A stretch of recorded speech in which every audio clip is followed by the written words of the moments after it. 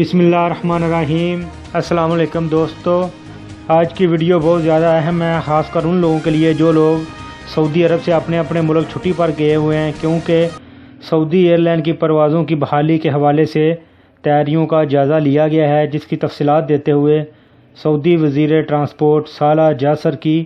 سربراہی میں سعودی air line کے بورڈ آف ڈائریکٹر کا اجلاس ہوا ہے، جس میں آئندہ ماہ سے بیرونی پروازوں پر عائد پابندی ہٹائے جانے کے ممکنہ اقدام کے حوالے سے تیاریوں پر بحث کی گئی ہے۔ اجلاس میں فضائی سفر کی بحالی کے علاوہ دیگر امور بھی زیر بحث آئے، جن میں ایئر لائن کی خدمات میں مزید بہتری لانے کی تجویز شامل تھی۔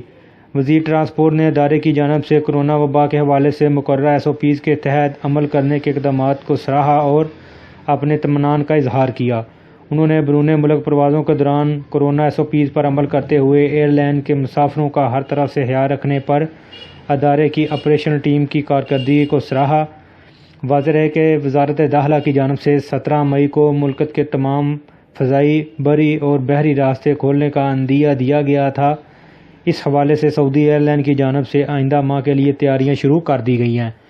یعنی کہ سعودی ایئر لائن نے تو اپنی طرف سے اعلان کر دیا ہے اور اپنی طرف سے تیاریاں بھی شروع کر دی ہیں انٹرنیشنل فلائٹ کے لیے، لیکن ابھی دیکھنا یہی ہے کہ سعودی حکومت 17 مئی کو فلائٹیں کھولتی ہے یا نہیں۔ اس حوالے سے حکومت کی جانب سے کوئی اعلان نہیں کیا گیا، لیکن امید یہی ظاہر کی جا رہی ہے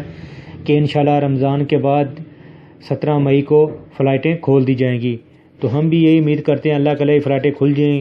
کیونکہ جو بھی غیر ملکی اپنے ملک پھنسے ہوئے ہیں وہ اپنے کام پر واپس لوٹ سکیں۔